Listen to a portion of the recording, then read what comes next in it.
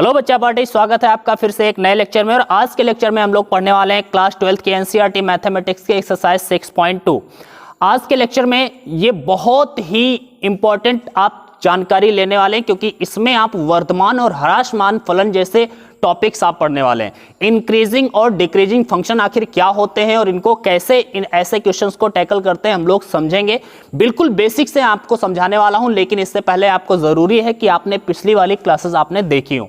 ध्यान से एक मैं बात आपको बता देता हूं कि पहले मैंने जो एक्सरसाइज 1 आपके लिए डाली है 6.1, उसको आप जरूर देख करके आइए, क्योंकि वहां से कुछ बातें क्लियर होंगी। और जब आप एक्सरसाइज 6.2 करने जाएंगे तो वर्धमान और ह्रासमान फलन में वो बातें जरूरत पड़ेंगी। ठीक है, तो सबसे पहले मैं कहना चाहूंगा कि अगर आपने पिछले वाली क्लासेस नहीं देखी हैं तो डिस्क्रिप्शन में जाइए, वहां पर एक लिंक दिया गया है, एप्लीकेशन ऑफ डेरिवेटिव लिंक। ठीक है, वहां पर जैसे ही आप क्लिक करेंगे तो प्लेलिस्ट पूरी खुल जाएगी आपके सामने, पहला लेक्चर, दूसरा लेक्चर, तीसरा लेक्चर। लेकिन वहां पर जो पहला लेक्चर होगा जिसमें मैंने बेसिक लिखा है 6.1 का, वो बहुत इंपॉर्टेंट है आपके लिए, वो क्लास जरूर आप देखिएगा। ठीक है, चलो आज के क्लास को हम शुरू करते हैं। और आज की क्लास में हमें पढ़ना है भैया इंक्रीजिंग एंड डिक्रीजिंग फंक्शन, मतलब वर्धमान एवं ह्रासमान फलन। अब ध्यान से देखिएगा, वर्धमान और ह्रासमान फलन क्या होता है। वर्धमान फलन और आज ही देखेंगे ह्रासमान फलन। एक बात मैं आपको बता देता हूं, मैं बिल्कुल आपको बेसिक से लेकर के चलने वाला हूं, आपको एक एक बात समझ में आएगी। बस आपको जरूरत है लेट कर अगर आप देख रहे हैं तो ये आप पाप कर रहे हैं, इतना याद रखिएगा। आप बैठ करके देखिए, आपके पास में होना चाहिए एक पेन, रजिस्टर और सामने आपकी होनी चाहिए बुक। ठीक है, इतना तैयारी करके आप हमेशा देखने बैठे वीडियो तो आपको अच्छे से मैथ तैयार होगी। एक बात मैं कह देता हूं कि जितने भी क्वेश्चंस मैं लगाता हूं उनको आप अपने आप जरूर लगाइएगा, उसके बाद आपको किसी भी कोचिंग की आवश्यकता नहीं पड़ेगी। ये मेरा वादा है, मैं आपकी मैथ की तैयारी कराऊंगा। भैया वर्धमान और ह्रासमान फलन क्या होते हैं, ध्यान से देखिएगा, मैं आपको समझाने वाला हूं। कोई भी फंक्शन है उसका अगर हम ग्राफ से ग्राफिकल अप्रोच बताएंगे, उसके बाद में मैथमेटिकल अप्रोच बताएंगे, मैं सारी बातें बताने वाला हूं। सबसे पहले मैं ग्राफिकल अप्रोच बताता हूं। मान लिया कोई भी फंक्शन है और कोई भी फंक्शन का ग्राफ कुछ इस तरह से जा रहा है, इस तरह से जा रहा है। ठीक है, या फिर किसी फंक्शन का ग्राफ इस तरह से जा रहा है। ठीक है, या फिर किसी एक फंक्शन का मान इस तरह से जा रहा है। ठीक है, तो ये जो है इंक्रीजिंग फंक्शन कहे जाएंगे। क्यों, अब जरा समझिए, क्योंकि यही आपकी बेस है। अब बेस अगर आप समझ गए तो समझ लो आप पूरी की पूरी एक्सरसाइज आसानी से समझ पाओगे। बस इंपॉर्टेंट है आपका बेस, और जो मैं ज्यादातर उसी पर फोकस करता हूं। उसके बाद में क्वेश्चंस तो हो ही जाएंगे, लेकिन वो भी मैं आपको करवाऊंगा, एक एक क्वेश्चन मैं आपको करवाने वाला हूं। ध्यान से देखिएगा, यहां पर बेस का मतलब ये है कि यहां पर पहले ले लेता हूं, यहां पे ध्यान से देखिएगा। देखिए, किसी भी इक्वेशन में दो वेरिएबल्स होते हैं, एक एक्स और वाई। मतलब फंक्शन अगर है तो एक्स और वाई दो वेरिएबल है। जैसे वाई बराबर में हमने कह दिया ये एक्स स्क्वायर प्लस 2 है। ठीक है, ये एक फंक्शन है। अब यहां पर आप देखें कि एक्स का वैल्यू अगर मैं 1 रख दूं तो वाई का वैल्यू क्या आएगा भाई, तो 1 का स्क्वायर प्लस 2 3 आएगा। एक्स का वैल्यू अगर मैं 2 रख दूं तो वाई का वैल्यू क्या आएगा भाई, तो वाई का वैल्यू 2 का स्क्वायर 4 और 4 2 6 आ जाएगा। एक्स का वैल्यू अगर मैं 3 रख देता हूं तो वाई का वैल्यू क्या आएगा, 3 का स्क्वायर 3 3 9 2 11 आ जाएगा। हम देख रहे हैं कि जब एक्स का मान हम बढ़ा रहे हैं तो वाई का मान भी बढ़ता जा रहा है। जैसे जैसे आप x का मान बढ़ाते जाएंगे वैसे वैसे y का मान बढ़ता जाएगा। यहां पर ग्राफ भी वही शो कर रहा है भैया। यहां पर x का मान मान लिया 1 है तो यहां पर y का मान भी कुछ भी होगा, मुझे नहीं पता। लेकिन यहां पर अगर हम बात करेंगे तो x का मान कुछ ज्यादा होगा, मान लिया 3 है तो यहां पर आप देखेंगे y का मान, इसके सामने इस फंक्शन का वैल्यू y का मान जो होगा वो कहीं ना कहीं इस वाले से ज्यादा है। ठीक है ना, अगर हम यहां पर x का मान और बढ़ा दें, यहां पर मान लिया 5 पर आ गए तो यहां पर y का मान और बढ़ गया, यहां पर पहुंच गए हम। जो भी होगा यहां पर मुझे नहीं पता, लेकिन भैया बढ़ा है कि नहीं बढ़ा है, मतलब मैंने x का मान बढ़ाया तो y का मान बढ़ता जा रहा है। ये भी ग्राफ यही शो कर रहा है भैया। x का मान यहां पर कुछ था तो y यहां पे कुछ था, लेकिन जब यहां पर आप पहुंचेंगे x का वैल्यू इतना करेंगे तो y का वैल्यू भी तो बढ़ गया यहाँ पे। समझ पा रहे हैं? मतलब x का मान बढ़ाएं तो y का भी मान बढ़ जाए, तो ऐसे फंक्शन को हम इंक्रीजिंग फंक्शन कहते हैं भैया। इंक्रीजिंग मतलब वर्धमान फलन कहते हैं, जिनमें लगातार वृद्धि होती जा रही है। समझ पा रहे हो ना? तो इसका मतलब है कि ऐसा अगर ग्राफ किसी भी फंक्शन का बनता है तो समझ लो वो कैसा फलन है, इंक्रीजिंग फंक्शन है, मतलब वर्धमान फलन है। मेरे ख्याल से इतनी बात आपको थोड़ी सी क्लियर हुई होगी, और मैं आपको अभी और डिटेल में समझाने का प्रयास करूंगा। डोंट वरी, आप बिल्कुल भी पैनिक मत होइएगा, आपको हर एक बात समझ में आएगी, क्योंकि मैं आपको पढ़ा रहा हूं, बिल्कुल बेसिक से पढ़ाऊंगा भैया। छोटा टीचर हूं, लेकिन बेसिक से जब हम पढ़ाते हैं तो आपको समझ में तो आएगा ही आएगा ना। चलो देखते हैं मैंने क्या बताया। अभी तक जितना बताया वो आपको समझ में आया होगा। मैंने बताया कि अगर x का मान बढ़ाने पर y का भी मान बढ़ रहा हो तो ऐसे फंक्शन को हम इंक्रीजिंग फंक्शन कहते हैं। तो अगर आपसे कहा जाए कि भैया ये फंक्शन या ये फलन कैसा है, तो ये भैया वर्धमान फलन है। क्या है? ये वर्धमान फलन है भैया, ये वर्धमान फलन है। बात क्लियर है? बात क्लियर है? अगर मैं आगे की बात करूं, ध्यान से देखना, अगर एक बात और देखते हैं, जैसे अगर हमने एक ग्राफ इस तरह से दिखाया, मैंने कहा ये कौन सा फलन का ग्राफ है, तो आप बता देंगे वर्धमान फलन है। भैया मैंने ऐसे कहा कि ये कौन सा फलन है, तो ये भी वर्धमान है, धीरे धीरे बढ़ता ही जा रहा है, ऊपर की ओर उठता जा रहा है। ठीक है, जैसे जैसे एक्स की ओर जाएंगे वैसे वैसे ग्राफ ऊपर की ओर उठता जा रहा है, तो ये भी वर्धमान फलन है। अगर मैंने कह दिया भाई कि ये कौन सा फंक्शन है, ये कौन सा फंक्शन है, तो देखेंगे धीरे धीरे ये भी बढ़ता जा रहा है, तो ये भी वर्धमान फलन है। लेकिन अंतर क्या है? देखिए यहां पर जो x के बढ़ने पर लगातार y का वैल्यू बढ़ता जा रहा है, यहां पर भी y का वैल्यू बढ़ता जा रहा है, तो ऐसे फंक्शन को हम स्ट्रिक्टली इंक्रीजिंग कहते हैं, जिससे हम निरंतर वर्धमान फलन कहते हैं। ये क्या है? निरंतर वर्धमान, लगातार बढ़ रहे हैं। लेकिन अगर हम इस वाले फंक्शन की बात करें तो ध्यान से देखिएगा, x का वैल्यू मैंने कुछ भी लिया, मान लिया यहां पर कुछ भी होगा, तो y का वैल्यू कुछ भी है। ठीक है, लेकिन यहां पर आप देखोगे x का दूसरा मान, x का मान बढ़ गया, लेकिन यहां पर y का मान अब भी नहीं बढ़ा। समझे ना? लेकिन जब x और बढ़ाया, अब y और बढ़ गया। समझ पा रहे हैं ना? कि कुछ अंतराल में x का मान बढ़ नहीं रहा है, कांस्टेंट हो गया है, लेकिन फिर आगे बढ़ाने पर फिर बढ़ रहा है, फिर रुक गया है कुछ अंतराल में, फिर आगे बढ़ रहा है। तो ऐसे फलन को हम निरंतर वर्धमान फलन नहीं कह सकते, केवल वर्धमान फलन कहेंगे। समझिए, वर्धमान फलन ये वर्धमान फलन है, ये निरंतर वर्धमान है, ये लगातार बढ़ रहे हैं। कहीं पर ऐसा नहीं, ये देखो लगातार बढ़ता जा रहा है, ये ऐसा नहीं कि ऐसे फिर कांस्टेंट होकर के फिर बढ़ रहा है। ऐसे अगर बढ़ेगा तो ऐसे फलन को हम निरंतर वर्धमान फलन नहीं कह सकते, हाँ वर्धमान फलन कह सकते हैं। बात कर समझ पाए ना? तो वर्धमान और निरंतर वर्धमान में आप समझ पाए हैं कि क्या होता है। अब इसी की हम बात करें जरा, कि अगर एक ऐसा फंक्शन हो, एक ऐसा फंक्शन जिसमें x का मान बढ़ाने पर, x का मान बढ़ाने पर y का वैल्यू घटता चला है। जैसे ध्यान से देखिए, यहां पर x का मान मान लिया 1 है, तो y यहां पर इस पॉइंट पर देखो फंक्शन का जो वैल्यू है ये 10 है। लेकिन जैसे ही हम यहां पर आए तो x का मान भैया हमारा बढ़ गया, मान लिया 3 हो गया, तो यहां पर y का मान क्या हो गया? कम हो गया ना। हम x का मान और बढ़ाए, यहां पर आए, x का मान मैंने 5 कर दिया, तो y और कम हो गया, और कम हो गया। हम सोच रहे देखो x का मान बढ़ता जा रहा है, y का मान घटता जा रहा है, x का मान बढ़ता जा रहा है तो y का मान घटता जा रहा है। अगर ऐसा हो रहा है तो ऐसे फंक्शन को हम क्या बोलेंगे? डिक्रीजिंग फंक्शन है भैया, ये ह्रासमान फलन है। क्या है? ह्रासमान फलन। और ये लगातार घटता जा रहा है, जैसे ये देखिए लगातार घटता जा रहा है, तो ये स्ट्रिक्टली डिक्रीजिंग फंक्शन है, मतलब निरंतर ह्रासमान फलन। अगर इसी प्रकार इसी में ऐसा होता, इस तरह से घट रहा है, फिर थोड़ी देर के लिए कांस्टेंट हो जाए, फिर घटे, फिर कांस्टेंट हो जाए, फिर घटे, तो ये भी निरंतर घट तो रहा है, लेकिन ये निरंतर नहीं घट रहा है। तो ये निरंतर ह्रासमान फलन नहीं, लेकिन हाँ ह्रासमान फलन तो है। बात समझ पाए ना? निरंतर ह्रासमान फलन और ह्रासमान फलन में क्या अंतर है, ये आपको क्लियर हुआ कि नहीं हुआ?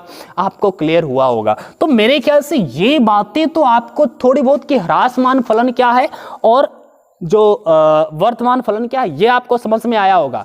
बट अब आपको मैं मैथमेटिकली अप्रोच आपको समझाने वाला हूं, जरा ध्यान से देखिएगा। मैथमेटिक, ये तो ग्राफ से मैंने आपको समझा दिया कि हाँ ग्राफ अगर ऐसा होता है, लेकिन ग्राफ हम लोग कहाँ खींचेंगे यार? सबका ग्राफ हम लोग खींच भी तो नहीं सकते, ग्राफ खुद ही एक बड़ा चैप्टर है जिसको खींचना, ग्राफ बनाना ही बहुत कठिन हो जाता है, ठीक है। फिर भी बेसिक ग्राफ जो होते हैं कुछ हम लोगों को पता होते हैं, कोई बात नहीं है। लेकिन भैया अब जरा ध्यान से देखना, अगर मैं आपके सामने एक बात करूं, एक फंक्शन मैंने दे दिया f(x) को ही y बोला जाता है नॉर्मली, f(x) = x² + 1, ठीक है।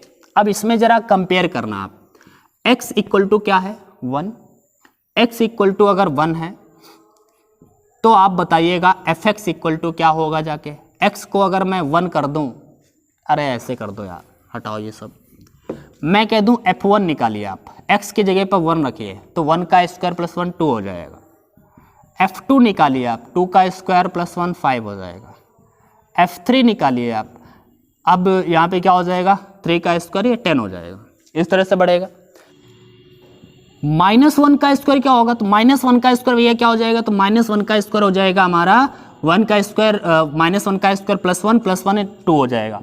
अब ध्यान से देखिएगा, -2 का स्क्वायर निकालिए तो -2 का स्क्वायर 4 ही हो जाएगा, 4 और 1 5 हो जाएगा, -3 का स्क्वायर क्या हो जाएगा भैया 10 हो जाएगा, ये आप समझ पा रहे हैं। अब जरा ध्यान से देखिए, नंबर लाइन में खींचता हूँ, यहाँ पे 0 है, यहाँ पे 1 है, यहाँ पे 2 है, यहाँ पे 3 है, ठीक है, यहाँ पे -1 है, यहाँ पे -2 है, यहाँ पे -3 है, ठीक है। ये अगर मैं इस तरह से अगर खींच दूं, ये मान लिया ये x एक्सिस है, ये y एक्सिस है, तो यहाँ पे एक आप ध्यान से देखें, एक बात आपको समझ में आएगी कि अगर मैं x के पॉजिटिव में बढ़ रहा हूँ, 1 2 3 x का वैल्यू ये लेता जा रहा हूँ, ठीक है, तो आप देखिएगा आ गई, कोई बात नहीं है, तबीयत गड़बड़ चल रही है भाई लोगों। x का वैल्यू अगर मैंने 1 ले लिया तो इसका फंक्शन का वैल्यू 2 आया था, यहाँ पे 2 आया है, यहाँ पे क्या आया, यहाँ पे 2 पर आया था 5, 3 पर आया था 10, ठीक है, -1 पर क्या आया 2, -2 पर क्या आया 5, -3 पर क्या आया 10। अब जरा ध्यान से देखो यार, यहाँ पे अगर आप देखोगे, देखो -3 -2 -1 0, इधर से इधर जाने पे हमेशा नंबर बढ़ता जाता है, आपको पता होना चाहिए। -3 छोटा है -2 से, -2 छोटा है -1 से, -1 छोटा है 0 से, 0 छोटा है 1 से, 1 छोटा है 2 से, 2 छोटा है 3 से, ये तो आपको क्लियर होगा, ठीक है। अब जरा ध्यान से देखिए, -3 मतलब इधर से इधर की ओर जब हम जा रहे हैं, ठीक है, 0 तक आप देखिए, -3 से 0 की ओर जाएंगे तो हम बढ़ते हुए जा रहे हैं, x का मान बढ़ता हुआ जा रहा है, लेकिन x का मान जब बढ़ रहा है तो y का मान क्या हो रहा है, घट रहा है भैया, क्या हो रहा है, ये घट रहा है। x का मान बढ़ा रहा है, मैंने -3 से -2 कर दिया तो y का मान 10 से 5 हो गया। क्या समझ में आया कुछ, क्या समझ में आया भैया, सुनो ध्यान से समझो, मैं बेसिक आपको समझा रहा हूं। मतलब -3 से -2 पर गए, हमने x का मान बढ़ाया, y का मान घटा, -2 से -1 पर गए तो भैया मैंने x का मान बढ़ाया, ये 5 से 2 हो गया, y का मान घट गया। मतलब x का मान बढ़ाने पर अगर y का मान घटता है तो ऐसा क्या कहा जाएगा, वो डिक्रीजिंग फंक्शन होगा। कैसा होगा, डिक्रीजिंग फंक्शन, मतलब ह्रासमान फलन, ह्रासमान फलन, ठीक है। अब यहां पर आप देखिए कि 0 से 1 पर गए तो बढ़ गया मान, 1 से 2 पर गए तो फिर बढ़ गया, 2 से 3 पर गए अब बढ़ता जा रहा है। मतलब इधर वाले से इधर वाले की ओर, -3 से 0 की ओर जब हम जा रहे थे तो फंक्शन डिक्रीजिंग था, ये घट रहा था, लेकिन जब 0 से आगे जाने लगे तो ये बढ़ना शुरू हो गया। मतलब ये फंक्शन, अब हम ये क्या कहेंगे कि ये वर्धमान फलन है कि ह्रासमान फलन है, आप बताइए कि ये वर्धमान फलन है कि ह्रासमान फलन है, कैसा फलन आप कहेंगे। तो इसको आप कोई नाम ले ही नहीं सकते कि ये वर्धमान फलन है या ह्रासमान फलन, नहीं कह सकते। हाँ, एक निश्चित अंतराल में ये वर्धमान भी है और ये एक निश्चित अंतराल में ह्रासमान भी है। जरा ध्यान से देखना, एक ही फलन दोनों का काम कर रहा है भैया। यहां से अगर हम कहें कि इधर साइड में जितने भी नंबर होंगे -4 होगा तो इससे भी ज्यादा होगा, समझ पा रहे ना।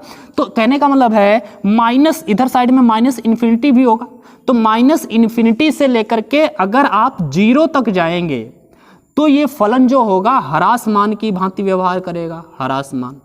लेकिन जैसे 0 से प्लस वाले इन्फिनिटी की ओर जाएंगे, 0 से प्लस वाले इन्फिनिटी की ओर जाएंगे तो ये फलन कैसा हो जाएगा, वर्धमान फलन।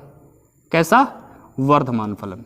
अब समझिए मैंने क्या बोला भैया, ये जो फलन है एक्स स्क्वायर प्लस 1 ये ह्रासमान भी है और वर्धमान भी है। अगर आपसे केवल ये पूछा जाता है कि ये फलन ह्रासमान है कि वर्धमान है तो आप कुछ नहीं जवाब देंगे, कोई जवाब नहीं है, लेकिन कह देंगे कि ना तो ये ह्रासमान है ना ही वर्धमान है।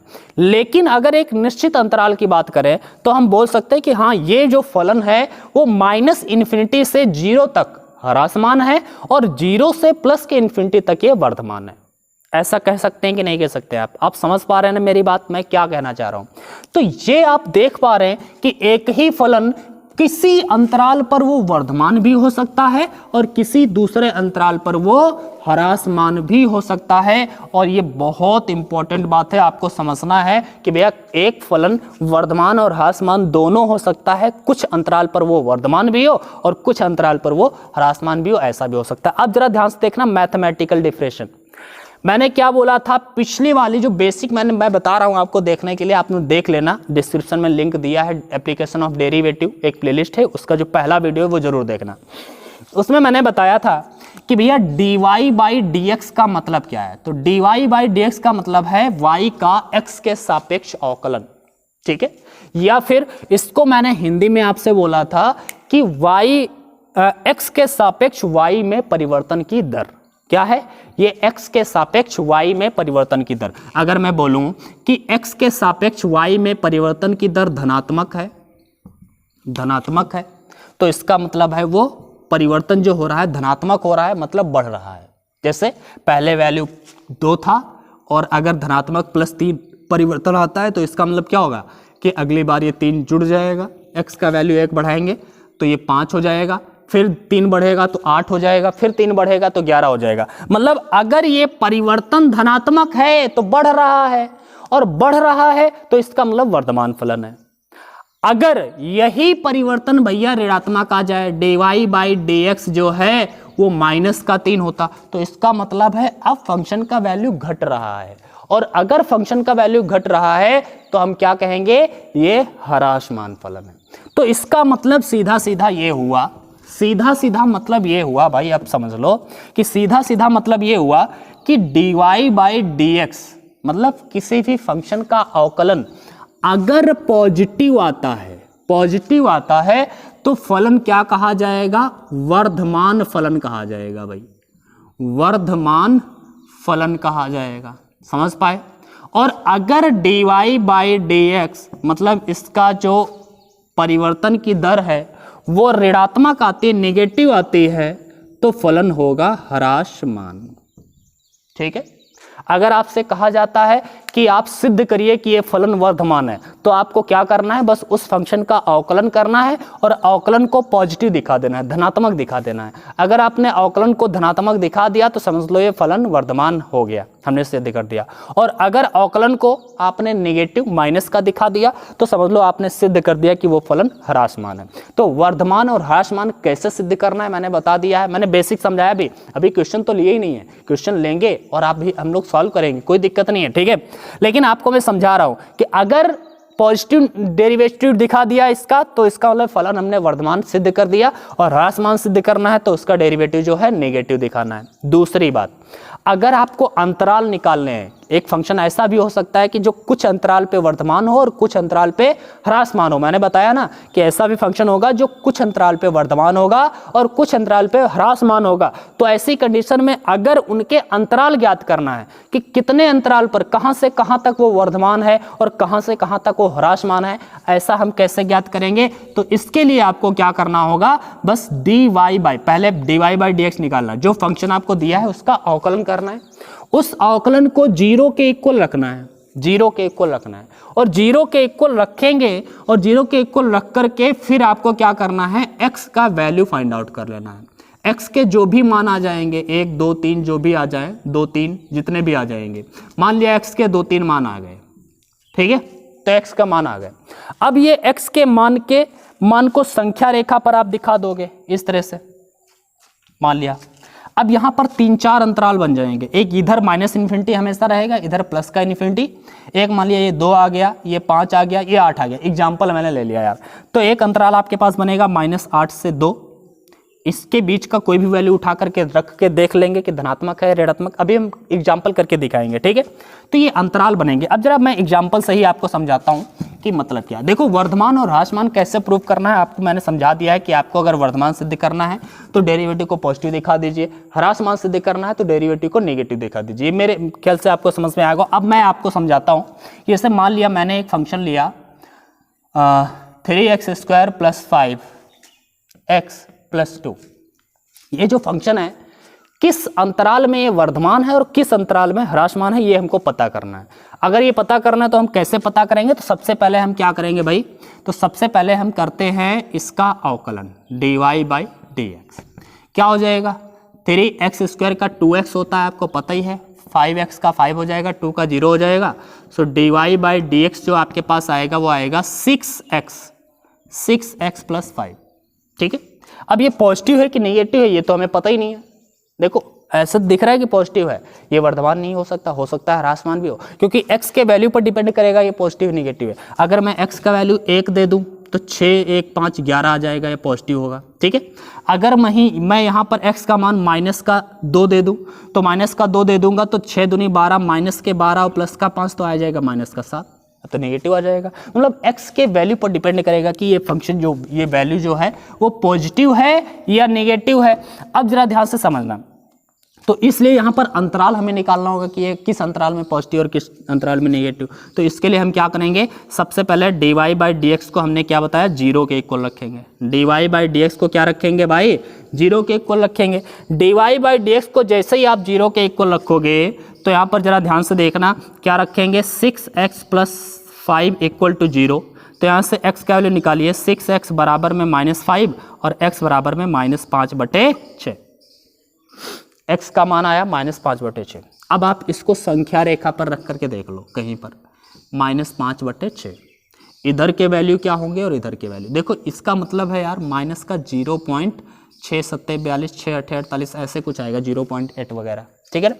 इसका मतलब है इधर साइड में 0 होगा, फिर इधर 1 होगा, इधर 2 होगा, इधर साइड में भैया -1 होगा क्योंकि ये -1 अभी पूरा नहीं, -2 होगा, -3 होगा, इस तरह से वैल्यू होंगे, ठीक है। इधर साइड में माइनस का इन्फिनाइट भी होगा, इधर साइड में प्लस का इन्फिनाइट भी होगा। ये भी बात क्लियर है। अब आपके पास देखो मेन वैल्यू तो आपको ये है जो यहाँ से मिला है। इसका मतलब है आपके पास 2 अंतराल बन गए, एक इधर वाला अंतराल और एक इधर वाला अंतराल। इधर वाला अंतराल -इन्फिनाइट से -5/6 तक का एक अंतराल ये बना, और एक अंतराल वाला -5/6 से लेकर के प्लस के इन्फिनाइट तक का, ठीक है। एक अंतराल ये और ये एक अंतराल ये। अब जरा समझना, यहां पर जैसे ये दोनों अंतराल आप रखेंगे तो आपको क्या दिखेगा, यहां पे इसके बीच का कोई भी आप वैल्यू उठा करके रखें और dy/dx का वैल्यू निकालो। आप देखो x का वैल्यू मैं यहां पे रख देता हूं, इधर के साइड का कोई भी, -1 रख लो, -2 रख लो, जो आपको सरल लगे। आप एग्जाम्पल रख लो, -1 मैंने रख के देखा तो -1 रख के देखा तो ये -6 हो जाएगा, +5 हो जाएगा, बराबर में -1 आएगा, ऋणात्मक वैल्यू आएगा। और जैसे ही हमने बताया dy/dx का वैल्यू ऋणात्मक आएगा जिस भी वैल्यू पर, तो वो ह्रासमान फलन होगा। तो इसका मतलब है ये जो फंक्शन है ये भैया माइनस इन्फिनाइट से लेकर के -5/6 तक ये ह्रासमान फलन है। इस अंतराल पर यह फलन ह्रासमान होगा। और इधर वाला कोई वैल्यू रख करके देख लो, 0 रख लो या 1 रख लो या 2 रख लो, जो आपको सरल लगे। 0 रख दे तो 6 की जगह पर 0, x की जगह पर 0, तो ये 0 हो जाएगा, केवल +5 बचेगा। +5 बचा मतलब ये पॉजिटिव आया, तो पॉजिटिव आया इसका मतलब है इस वाले अंतराल पर ये क्या होगा, फंक्शन वर्धमान होगा। मतलब जो यहाँ पर कह सकते हैं कि 5/6 से लेकर के प्लस के इन्फिनाइट तक ये फंक्शन वर्धमान है। तो ये फंक्शन किस अंतराल पर ह्रासमान है हमने निकाल लिया, किस अंतराल पर वर्धमान है ये हमने निकाल लिया, ये दोनों बात निकाल ली। अगर मैं -5/6 की बात करूं कि -5/6 पर क्या है, तो -5/6 पर अगर यहाँ पर -5/6 रखोगे x की जगह पर, 6 गुणे -5/6 प्लस का 5, 6 से 6 घटेगा, 5 से 5 0 हो जाएगा। 0 मतलब ना तो वो बढ़ रहा है और ना ही वो घट रहा है, इसका मतलब है वो कांस्टेंट फंक्शन है। समझ पा रहे हो ना तो वो वर्धमान होगा और ना ही वो ह्रासमान होगा। तो -5/6 पर ना तो वर्धमान है ना ही ह्रासमान है, लेकिन -5/6 के इधर मतलब -इन्फिनाइट से -5/6 तक ये ह्रासमान था, और -5/6 से प्लस के इन्फिनाइट तक ये फलन वर्धमान था। मेरे ख्याल से अब ये बात आपको क्लियर हो गई होगी। तो भैया आपको बेसिक जो मेन चीज़ें आपको याद रखनी है वो मैं आपको बता देता हूँ कि आपको क्या क्या याद रखना है, तब आप क्वेश्चंस कर पाओगे वर्धमान और ह्रासमान के। बस मेन चीज़ें मैं आपको लिख रहा हूँ और आप लोग भी इसको लिख लेना।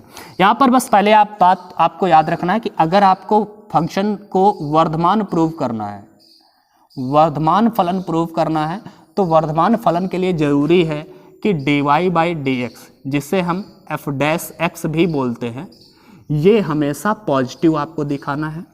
और दूसरी बात, अगर आपको ह्रासमान सिद्ध करना है तो ह्रासमान फलन के लिए हमेशा ये याद रखना कि dy/dx होगा या फिर जिसे हम f' कहते हैं, ये आपको निगेटिव दिखाना है।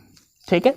अगर आपको इनके अंतराल ज्ञात करना है कि किस अंतराल पर धनात्मक मतलब वर्धमान है और किस अंतराल पर ऋणात्मक है मतलब ह्रासमान है, तो इसके लिए आपको क्या करना है, सबसे पहले फंक्शन का डेरिवेटिव लेना है, मतलब dy/dx लेना है, जिसे हम dy/dx कहें या फिर f' कहें, ये लेना है और इसको बराबर में 0 रख देना है। 0 बराबर में रखोगे तो वहाँ पर x का वैल्यू निकल के आएंगे, जो भी वैल्यू 1 निकले या 2 निकले, जितने भी वैल्यू निकलेंगे, x के जो भी वैल्यू निकल के आएंगे वो संख्या रेखा पर आप रख लेंगे यहाँ पे, और 2 अंतराल बन जाएंगे। अगर एक वैल्यू निकलेगा, 2 अंतराल, एक -इन्फिनाइट से इस वैल्यू तक, मान लिया x है तो -इन्फिनाइट से x तक, और दूसरा x से प्लस के इन्फिनाइट तक। ठीक है। अगर 2 वैल्यू होंगे तो -इन्फिनाइट से x तक, फिर x से x1 तक, और फिर x1 से इन्फिनाइट तक। 3 आपके अंतराल बन जाएंगे, तीनों पर चेक करना होगा। ठीक है। तो इस तरह से हम देख पाएंगे, अगर इस अंतराल पर धनात्मक आ रहा है f' तो इसका वर्धमान होगा, और इस अंतराल पर ऋणात्मक आ रहा है तो वो ह्रास हो जाएगी। मतलब धनात्मक आएगा तो वर्धमान रहेगा और ऋणात्मक आएगा तो वो ह्रासमान रहेगा। बस अगर ये बातें आपको क्लियर हैं तो इसके बाद में आप एक्सरसाइज को बहुत आसान तरीके से, बहुत अच्छी तरीके से समझ सकते हैं। अब जरा ध्यान से देखिएगा, मैं चलता हूं अब एक्सरसाइज की ओर। देखो समय तो काफ़ी हो रहा है, तो एक्सरसाइज के जो मैंने जो जितने भी कॉन्सेप्ट बताए, इन कॉन्सेप्ट पर 1-2 क्वेश्चंस ले लेता हूं एक्सरसाइज के। इसके बाद में मैं अगली एक्सरसाइज में आऊँगा जो इस एक्सरसाइज को सॉल्व कराने के लिए, लेकिन फिर भी 1-2 सवाल ले लेते हूँ जिससे आपके कॉन्सेप्ट क्लियर हो जाए। एक्सरसाइज 6.2 की हम बात करने वाले हैं और पहला क्वेश्चन हम यहाँ पे ले रहे हैं। भैया पहला क्वेश्चन क्या है, सिद्ध कीजिए कि आर, भैया बुक में देखिए, आप बुक में देखिए और पेन कॉपी रखिएगा, आप जो इंपॉर्टेंट चीजें लगती हैं आप उसको नोट करते चलिएगा। ठीक है। यहाँ पर दिया है सिद्ध करिए आर पर, आर मतलब एक रियल नंबर। ठीक है। आर मतलब होता है भैया रियल नंबर। रियल नंबर का मतलब जानते हो 1 2 3 4 5 -1 -2 -3 -4, मतलब जितने भी दुनिया में नंबर है मतलब रियल हो। ठीक है। दशमलव वाले, रूट वाले, इंटीजर जो है, जो भी नंबर्स हैं ये सब रियल नंबर्स हैं। तो हर रियल नंबर की वो बात कर रहा है कि रियल नंबर पर ये जो फंक्शन है f(x = 3x + 17 से प्रदत्त फलन वर्धमान है। ये हमको प्रूव करना है कि ये जो फंक्शन है ये वर्धमान है पूरे रियल नंबर में। पूरे रियल नंबर में मतलब यहाँ पे अगर मैं ये लाइन खींची तो यहाँ पे 0 है, यहाँ पे बहुत सारे नंबर्स आएंगे, इधर बहुत सारे नंबर्स आएंगे, तो इन सारे नंबर्स पर वो वर्धमान होगा, कहीं पर ह्रासमान होगा ही नहीं। ये हमको प्रूव करना है। तो इसको प्रूव करने में कुछ नहीं हमारा जाता है, क्योंकि अब जरा ध्यान से देख लें। यहाँ पे अगर हमने बताया कि अगर आपको वर्धमान प्रूव करना है तो क्या करना है, बस उसका अवकलन करना है, अवकलन को पॉजिटिव दिखा देना है। तो यहाँ पर हम क्या करेंगे, f' करेंगे, इसका अवकलन करेंगे। 3x का 1 और प्लस 17 का तो 0 हो जाएगा। सो f' क्या आएगा, क्या आपके पास 3, ये प्लस का 3 आया है, माइनस का तो आया नहीं है, तो ये पॉजिटिव आया है और ये x पर डिपेंडेंट नहीं है। x पर डिपेंड नहीं है कि x अगर ऋणात्मक हो जाएगा तो ये इसका मान माइनस हो सकता है या प्लस हो सकता है। x है ही नहीं इसमें। जब x है ही नहीं तो x कुछ भी हो, माइनस का हो या प्लस का हो, इसका वैल्यू तो बदलेगा है नहीं। x का मान आप 1 ले लो तब भी प्लस का 3 रहेगा, x का मान आप 5 ले लो तब भी, x का मान -10 ले लो तब भी x, इसका तो मान बदलेगा नहीं भाई। -3 तो -3, क्योंकि इसमें कहीं पर x नहीं है, तो ये x से स्वतंत्र पद है। इस वजह से हम कह सकते हैं कि x का मान कुछ भी हो, ये हमेशा प्लस का 3 ही होगा, धनात्मक ही होगा। तो f' जो है हमेशा पॉजिटिव रहेगा किसी भी रियल नंबर के लिए, सभी r के लिए। समझ रहे ना, सभी आर के लिए, सभी नंबर के लिए एफ डैश एक्स जो है वो पॉजिटिव ही रहेगा। और अगर पॉजिटिव रहेगा तो लिखेंगे अतः फलन जो कैसा है, एफ एक्स वर्धमान फलन है। कैसा है? वर्धमान फलन है। समझ पाए ना? इस तरह से आप प्रूव कर सकते हैं कि एफ एक्स जो है भैया वर्धमान फलन है। क्यों? मैंने बता दिया कि एफ डैश एक्स निकाला, ये पॉजिटिव आ रहा है इस जगह, ठीक है। और ये एक्स से मुक्त है, इसमें एक्स नहीं है, इसका मतलब है कि एक्स पर डिपेंड ही नहीं करता, वो निगेटिव है पॉजिटिव हो, हर नंबर के लिए ये पॉजिटिव ही रहेगा। बात क्लियर? तो मेरे ख्याल से पहला क्वेश्चन आप समझ गए होंगे। इसी प्रकार मैं आपको दूसरा क्वेश्चन भी करके दिखाता हूँ, ध्यान से देखिएगा भाई। क्वेश्चन नंबर 2 में क्या दिया है भाई, जरा ध्यान से देखो। क्वेश्चन नंबर 2 कहता है कि f x equal to sine x, sorry बता सिद्ध कीजिए कि R पर f x equal to a की पावर 2x। भैया ए की पावर कितना है? 2x। ये फलन वर्धमान है, ये हमको प्रूव करना है कि ये भी पूरे फलन x पर ये वर्धमान ही रहेगा। x मतलब रियल नंबर पर ये वर्धमान रहेगा, ठीक है। तो पूरे डोमेन में वर्धमान कैसे रहेगा, तो इसके लिए भी सबसे पहले क्या करें, एफ डैश एक्स निकालेंगे। एफ डैश एक्स निकालेंगे तो ए की पावर 2x का ए की पावर 2x ही होता है, लेकिन 2x का फिर करेंगे तो 2 हो जाएगा। तो एफ डैश एक्स बराबर में क्या होगा, 2 ए की पावर 2x। अब आप देखिए क्या ये फंक्शन हमेशा पॉजिटिव रहेगा या फिर नेगेटिव भी होगा कहीं पर।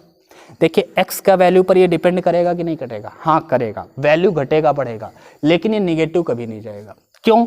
क्योंकि अगर मैंने e की पावर 2, ध्यान से देखो, e की पावर 2 x है, x की जगह पर मैंने अगर 1 रख दिया, x की जगह पर मैंने 1 रख दिया तो e की पावर 2 आएगा। भैया e का मतलब लगभग होता है 2.71 ऐसे कुछ होता है वैल्यू, आप इतना मान के चलिए कि 2.7 है एग्जाम्पल के लिए। तो e की पावर 2 करेंगे तो ये हमेशा पॉजिटिव का, हमें मालूम है कुछ भी आए लेकिन वो पॉजिटिव आएगा, पॉजिटिव आएगा, नेगेटिव तो नहीं आएगा। अब मैं यहाँ पर e की पावर x की जगह पर -1 रख दूँ तो -2 हो जाएगा, तो इसका वैल्यू माइनस में नहीं आएगा। समझो जरा, इसका मतलब क्या हो जाएगा, 1/e की पावर 2। 1/e की पावर 2 का मतलब 1/2.71 की घात 2। क्या ये नेगेटिव आएगा कभी? नहीं। तो 1/ ये जो भी आएगा वो पॉजिटिव ही तो आएगा, नीचे पॉजिटिव ही आएगा। मतलब किसी की घात में घात माइनस होने से वो उसका वैल्यू ऋणात्मक नहीं होता है, वो धनात्मक ही रहता है। हाँ छोटा हो जाता है, छोटा हो गया बटे में भाग हो जाएगा, छोटा हो जाएगा, लेकिन वो ऋणात्मक नहीं होता। तो घात में ऋणात्मक या धनात्मक हो, घात ऋणात्मक हो या धनात्मक हो, उसका वैल्यू कैसा आएगा, धनात्मक ही आएगा भैया, धनात्मक ही आएगा। इस वजह से हम कह सकते हैं कि ये x का मान कुछ भी आप लेके देख लो, ये e की पावर 2x का मान हमेशा धनात्मक आएगा, और ये तो धनात्मक है ही। तो इसका मतलब है कि एफ डैश एक्स जो है वो भी पॉजिटिव होगा, पॉजिटिव है सभी x के लिए, सभी x बिलोंग्स टू r के लिए। मतलब किसी भी x, कोई भी रियल नंबर ले लिया जाए तो इसका वैल्यू पॉजिटिव ही रहेगा, इसलिए ये वर्धमान फलन है, ये भी वर्धमान फलन है। मेरे ख्याल से आपको समझ में आ गया होगा कि वर्धमान फलन क्यों है, पूरे r में है ये, x का मान माइनस का ले लो या प्लस का ले लो, हर जगह पर ये पॉजिटिव ही आ रहा है, तो ये वर्धमान फलन ही होंगे। मेरे ख्याल से आपको ये बात क्लियर होगी। अब मैं एक क्वेश्चन नंबर 3 लेता हूं और उसके बाद में फिर मैं आगे बढ़ूंगा, ठीक है। क्वेश्चन नंबर अगर मैं 3 की बात करूं तो इसमें दिया है, सिद्ध कीजिए कि f x equal to sine x से प्रदत्त फलन। भैया एक फंक्शन है एफ एक्स इक्वल टू क्या दिया है, साइन एक्स दिया है। ये फंक्शन जो है आपको दिखाना है इसमें ए नंबर पर कि ये भैया 0 से π/2 पर ये वर्धमान है, क्या है, वर्धमान फलन है, ठीक है। बी नंबर में आपको दिखाना है कि π/2 से और पाई पर ये फलन जो है ये ह्रासमान फलन है, ह्रासमान फलन है। और सी आपको दिखाना है कि 0 से पाई में यह फलन कैसा है, ना तो वर्धमान, ना वर्धमान और ना ह्रासमान है, ये आपको दिखाना है। कैसे दिखाओगे, अब जरा सोचो यार। सबसे पहले आपको क्या करना है, अवकलन करना है।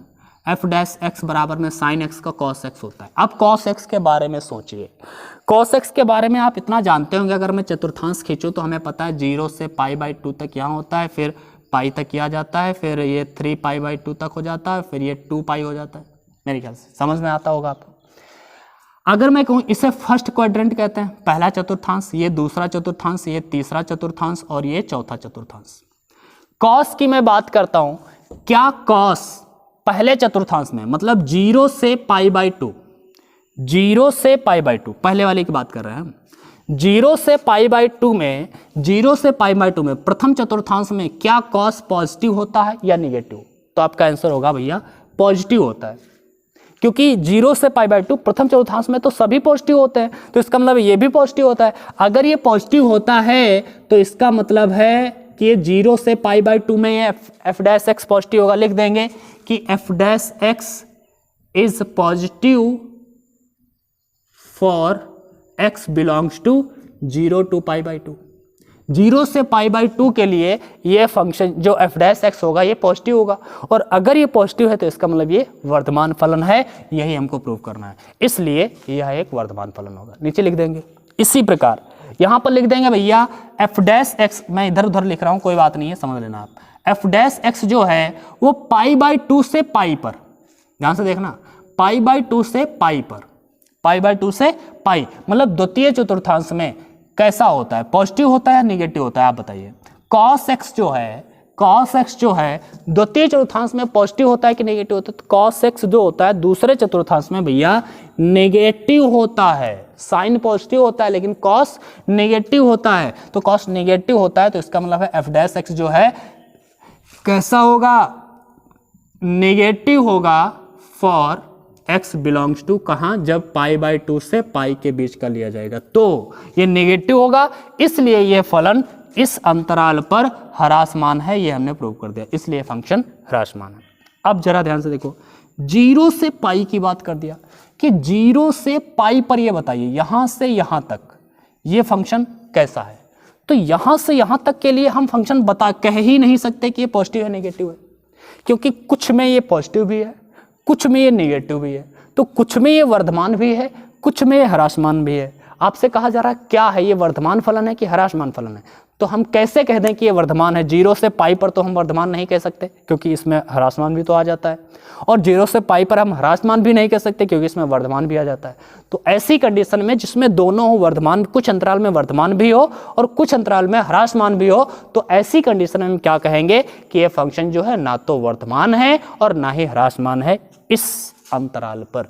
तो लिख देंगे 0 से पाई पर ना यह फंक्शन वर्धमान है और ना ही यह ह्रासमान है। मेरे ख्याल से इतनी बातें अब आप समझ गए होंगे, और आज समय भी काफ़ी हो गया है, तो आज की क्लास इतना ही रखते हैं। देखो आपने कॉन्सेप्ट समझ लिया, बेसिक आपने समझ लिया है, तो समझ लो आगे के क्वेश्चंस आपको बहुत सरल लगने वाले हैं। बस आपको ज़रूरत है बेसिक समझने की, जो आप समझ चुके हैं। आपने अगर वीडियो को धैर्य से देखा है तो इसके लिए आपके लिए बहुत धन्यवाद। आशा करते हैं कि आप हमारे साथ बने रहेंगे, अच्छे से यहाँ पर मैथ की तैयारी करेंगे और अपना प्यार बनाए रखिएगा। आज की क्लास में बस इतना ही रखते हैं, अगली क्लास में आगे के क्वेश्चंस लेके आएंगे, आपको बेसिक से अच्छे क्वेश्चंस आपके सामने आएंगे, तो मैं अच्छे से समझाने का प्रयास करूंगा। आज के लिए बस इतना ही, फिर मिलते हैं अगली क्लास में, तब तक के लिए बाय बाय और अपनी पढ़ाई करते रहिए।